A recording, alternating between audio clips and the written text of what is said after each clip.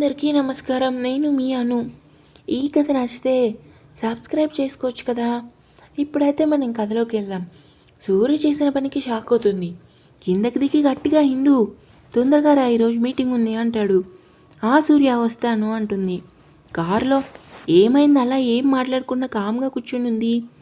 మనసులో హిందూ ఏమో అనుకున్నా, ఈ సూర్య చాలా రొమాంటిక్. నిజంగా ఈ యాంగిల్లో అసలు ఎక్స్పెక్ట్ చేయలేదు దేవుడా. ఏంటిది, ఇంకా నా బుగ్గల మీద కూడా చల్లగా ఉన్నాయి. హిందూ హిందూ అంటాడు సూర్య. ఆ సూర్య చెప్పు, బాగానే ఉన్నావు కదా, అయినా అంతగా ఏం ఆలోచిస్తున్నావు అంటాడు సూర్య. మనసులో చేసిందంతా చేసి మళ్ళీ ఏం తెలియనట్లు ఎలా అడుగుతున్నాడు రౌడీ పోలీస్. ఏం లేదు సూర్య, నాకు తెలుసు హిందూ, నువ్వెందుకు అలా ఉన్నావో. ముందు ఇంకా ఇలాంటి షాక్లు నీకు తగులుతూనే ఉంటాయి. అవునా, సరే కార్ దిగు. ఎందుకు, ఏమైంది అంటుంది హిందూ. సూర్య ఆఫీస్ వచ్చింది. నువ్వు పక్కన ఉంటే నన్ను నేనే మర్చిపోయేలా చూస్తున్నావు. మర్చిపోయాను, సారీ అంటాను. ఓ యాగు, ఇద్దరం కలిసి వెళ్దామంటాడు సూర్య. ఎందుకు సూర్య, నువ్వు ఈ ఆఫీస్ సీఈఓ, నేను మేనేజర్, అందుకే నేను ముందే వెళ్తాను. హిందూ చేతిని పట్టుకుని అదంతా ఒకప్పుడు, ఇప్పుడు నువ్వు నా భార్యవి. ముందు పద, ఇద్దరం కలిసి లోపలికి వెళ్దామంటాడు. హిందూ సూర్య, ప్రతిదానికి అలా షాక్ అవ్వ హిందూ, ముందు లోపల పద అని ఇద్దరు కలిసి ఆఫీస్లోకి వెళ్ళారు. అమ్మాయిలు good morning sir, good morning madam అంటారు.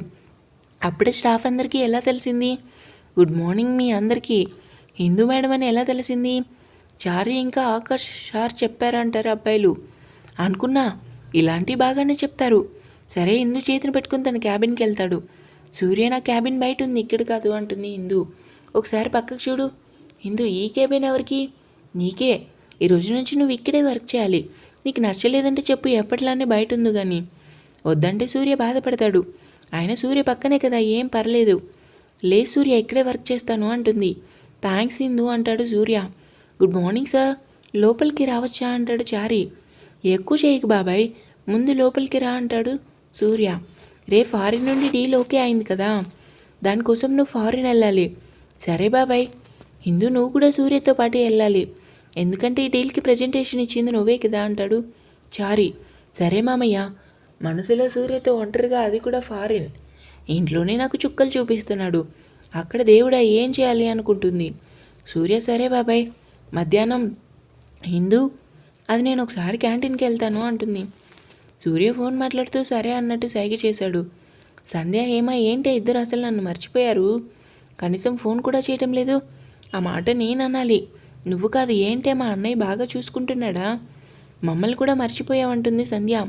అవునే, ఏంటి ఇద్దరు బాగా ఎంజాయ్ చేస్తున్నారా అంటుంది హేమ. ఆపండే, అసలు ఏం చేయాలో కూడా అర్థం కావటం లేదు. ఏమైంది ఇందు, అంత బాగానే ఉంది కదా అంటుంది సంధ్య. అసలు ఏమీ బాగోలేదు అంటుంది ఇందు. ఏమైంది ఇందు, మీ అన్నయ్య రోజు నాకు చుక్కలు చూపిస్తున్నాడు. నాకు ఈరోజు గీతాంజలి ట్రైలర్ ఎలా ఉంటుందో శాంపిల్ చూపించాడు. వసే పిచ్చిదాన్న, నీ మొగుడు నీతోనే కదా ప్రేమగా ఉంటుంది, ఆయన ఎందుకంత భయం నీకు అంటుంది సంధ్య.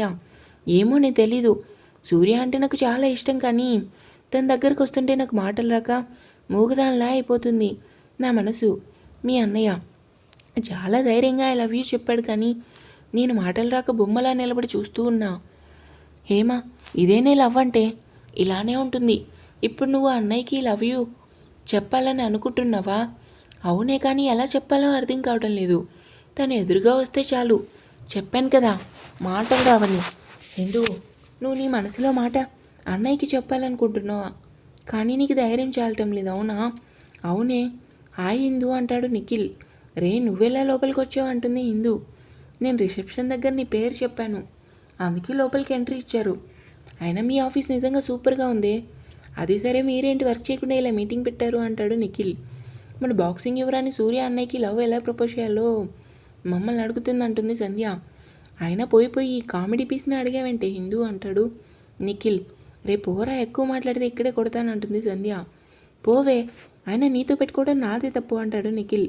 అబ్బా, ముందు నువ్వు ఎందుకు వచ్చావో చెప్పురా అంటుంది హేమ. హిందూ, నువ్వు అడిగిన నెంబర్ డీటెయిల్స్ మొత్తం ఇవ్వో. డీటెయిల్స్ చూసి షాక్ అవుతుంది హిందూ. హిందూ, ఏమైంది, ఎందుకు అలా షాక్ అయ్యావు? హిందూ, నిషా ఎందుకు అలా చేసింది? నిఖిల్, అవును హిందూ, ఈ నిషా ఎవరు? సూర్య మరదలరా? ఒసేయ్, ఈ ఇక్కడ అసలు ఏం జరుగుతుంది అంటుంది సంధ్య.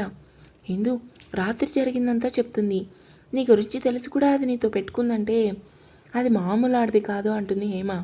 అవునే హిందూ, అంతగా నిన్ను సూర్యని విడదీయాలని ఎందుకు అనుకుంటుంది? ఎందుకంటే అది సూర్యని లవ్ చేస్తుంది అంటుంది. ఏంటి నీకు ముందే తెలుసా? అవునే, నా ఎదురుగా సూర్య బొగ్గ మీద ముద్దు పెట్టింది అది. దానికి ఉన్న ధైర్యం కూడా నీకు లేదు కదే. అయినా నువ్వు ఈ మధ్యలో ఎందుకు డల్గా ఉంటున్నావు? అసలు ఏమీ అర్థం కావటం లేదంటుంది సంధ్య.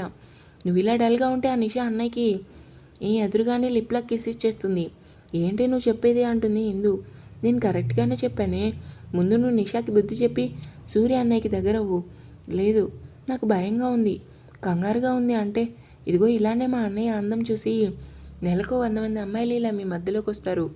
హేమా, హిందూ సంధ్య చెప్పింది కరెక్టే. ముందు నువ్వు అన్నయ్యకి దగ్గరగా అవ్వు.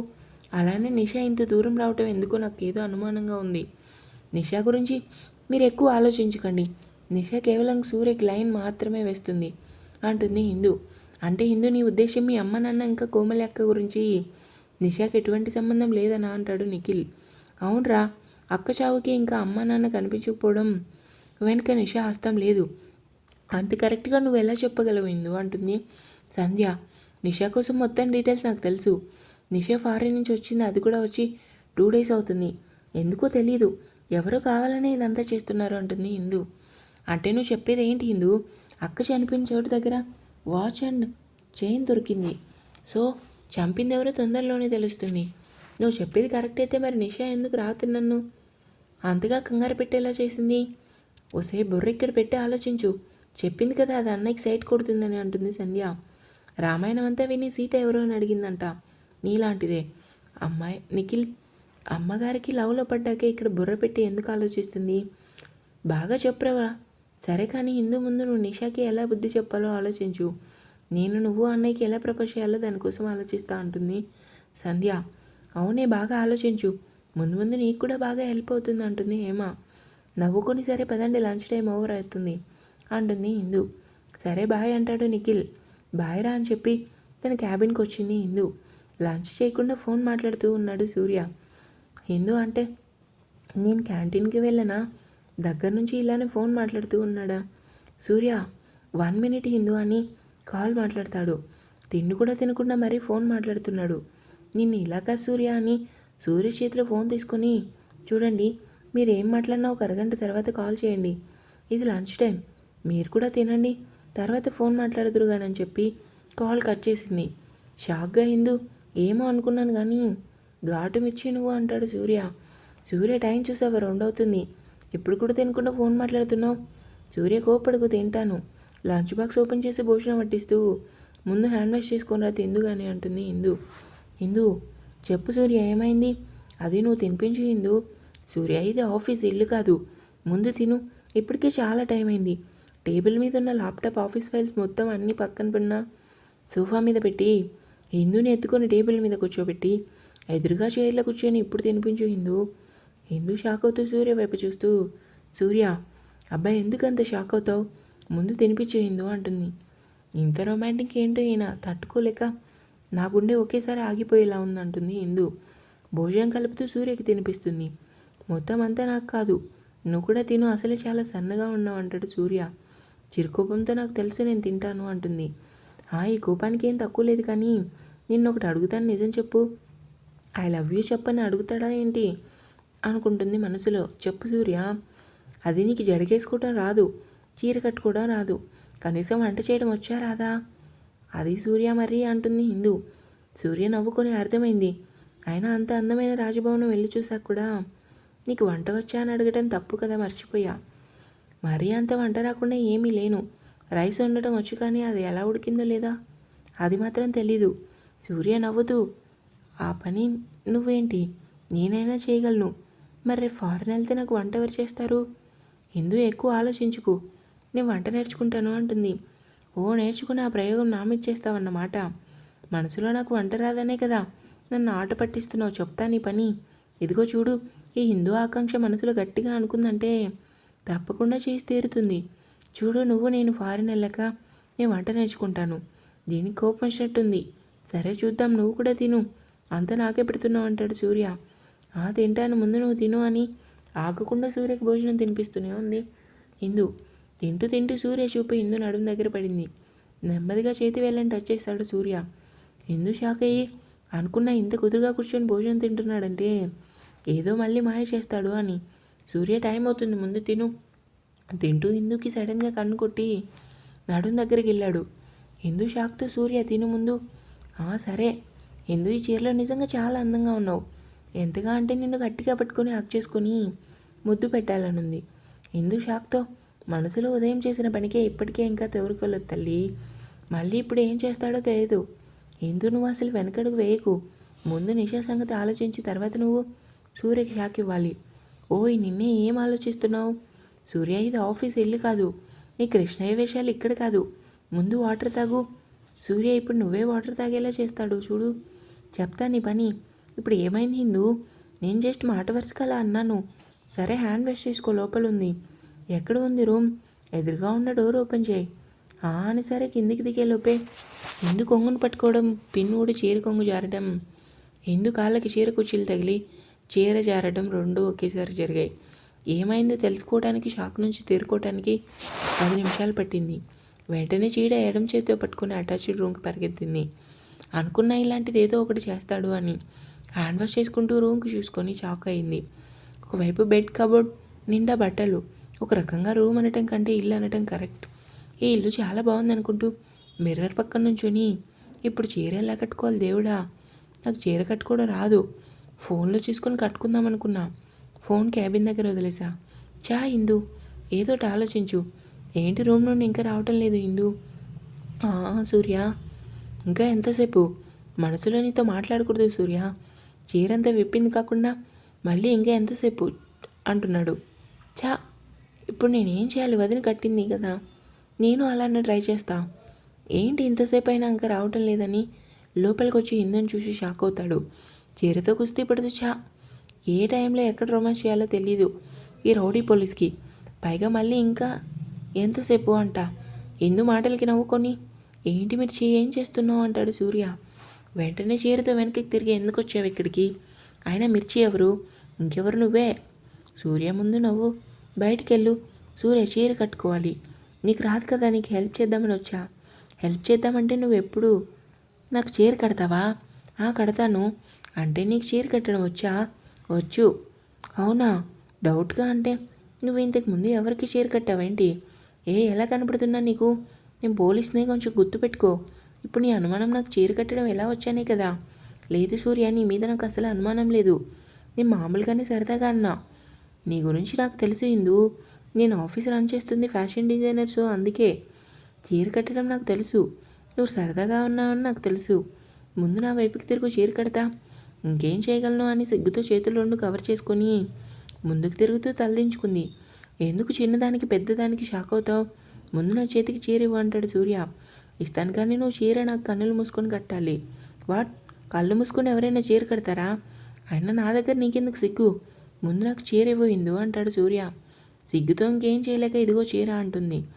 చీర అంచుని తీసి నెమ్మదిగా ఇందు దగ్గరకు వచ్చి చీర కడుతూ ఇందు కళ్ళలోకి చూస్తూ, నిజంగా నీ కళ్ళు చూస్తే ఎందుకో తెలీదు, నా మనసుకి ఏదో తెలియని ఒక కొత్త అనుభూతి కలుగుతుంది. సూర్య చేతులు నడుముకి తగులుకుంటే కంగారుగా చీర చెమట గుండె మీద చేసుకొని, ఏ క్షణం నిన్ను చూశానో ఆ క్షణం నువ్వే నా ఊపిరి అయ్యావు. నీకు ఐ లవ్ యూ చెప్పాలనుంది, కానీ నువ్వు దగ్గర ఉంటే నాకు ధైర్యం చాలటం లేదు. ఎందుకో తెలీదు, నువ్వు నా పక్కన ఉంటే ఎక్కడ లేని సంతోషం నా దగ్గర ఉంటుంది. చీర కుర్చీలు మడతపెట్టు ఇందు వైపు చూశాడు సూర్య. సూర్య చేతులు నడుంకి తగలగానే ఏదో అలజడి అనిపించింది. కంగారుగా సూర్య వైపు చూస్తూ ఉంది. చీర కుర్చీలు మడత పెడుతూ ముందుకు అడుగు వేసి నడుం దగ్గరగా వచ్చింది ఇందు. సిగ్గుతో 2 కళ్ళు గట్టిగా మూసుకుంది. ఓయ్ నా వైపు చూడు అంటాడు సూర్య. నెమ్మదిగా కళ్ళు తెరిచి ఇందు కళ్ళలోకి చూస్తూ నెమ్మదిగా చీర కుర్చీలు నడుం దగ్గర తోపాడు. అలా చేయగానే సిగ్గుతో వెనక్కి తిరిగి గట్టిగా కళ్ళు మూసుకుంది ఇందు. వెనక నుంచి ఇందు నడుం దగ్గర చేయి వేసి ముందుకు తీసుకొని ఇందు తల మీద చేయి వేశాడు. గట్టిగా కళ్ళు మూసుకొని ఫేస్ పక్కకు తిప్పింది. ఇందు నా వైపు చూడు. ఇందు కనులు తెరిచి చూస్తూ ఇందు ఫేస్ని చేతుల్లోకి తీసుకుని, ఎందుకు నేనంటే ఇంత భయం నీకు? భయం కాదు సూర్య, ఎందుకో తెలియదు నువ్వు నా దగ్గరకు వస్తుంటే నాకు నీకు చెప్పు. అది సూర్య, మనసులో నాకు ధైర్యం చాలటం లేదు. సూర్య, నా మనసులో ఉన్న మాటలు నీకు ఇప్పుడే చెప్పాలనుంది. నెమ్మదిగా హిందూ బుగ్గపై చేయి వేసి నుదుటిన ముద్దు పెట్టుకొని హిందూని చూస్తూ ఉన్నాడు. సూర్యని చూస్తూ ఉంది హిందూ. నెమ్మదిగా హిందూ బుగ్గ మీద ముద్దు పెట్టాడు. 2 కళ్ళు గట్టిగా మూసుకుంది హిందూ. మరో బుగ్గ మీద ముద్దు పెట్టి నెమ్మదిగా తల వంచి పెదవుల దగ్గర ఆగాడు. మాటలు రాక గట్టిగా కళ్ళు మూసుకొని 2 పెదవులు చిన్నగా వణకటం మొదలైంది. చిన్నగా హిందూ పెదవులు టచ్ చేసి హిందూ పరిస్థితి అర్థం చేసుకొని, సారీ హిందూ, నీకు ఇష్టం లేకుండా నిన్ను ఇలా సారీ. నెమ్మదిగా కళ్ళను తెరిచి సూర్యని చూస్తూ ఉంది హిందూ. సారీ హిందూ అని వెనక్కి తిరిగేలోపు సూర్య చేతిని పట్టుకుంది హిందూ. ఏమైంది హిందూ, కొడతావా? సారీ చెప్పినా నీ కోపం తగ్గలేదా? సరే ఇదిగో నా చెంప, నీకు ఇష్టం వచ్చినట్లు కొట్టు. నువ్వు నన్ను ఎంత గట్టిగా కొట్టినా నాకు హాయిగానే ఉంటుందంటుంది. నెమ్మదిగా సూర్య దగ్గరికి జరిగి సూర్య కాళ్ళ మీద తన 2 కాళ్ళు పెట్టి నుంచుని సూర్య మెడ చుట్టూ 2 చేతులు వేసి కంటి కొసల నుంచి కన్నీరు కారుస్తూ చెంప మీద ముద్దు పెట్టి, సూర్య, నా మీద పూర్తి అధికారం నీ ఒక్కడికే ఉంది సూర్య. మనసులో నువ్వేం చేసినా అది నాకు ఇష్టమే. నువ్వు మాత్రం నాకు సారీ చెప్పకు. నువ్వు సారీ చెప్తే నాకు నేను చెప్పుకున్నట్టే. నువ్వు నీ ప్రేమతో నన్ను పూర్తిగా మార్చేశావు. ఎంతగా అంటే నా ప్రేమ పుస్తకంలో తొలి అక్షరం రాసి ప్రేమ అనే పదానికి కొత్త అర్థం నాకు చూపించావు. మనసులో నేను ఇప్పుడు కలకనలేదు కదా.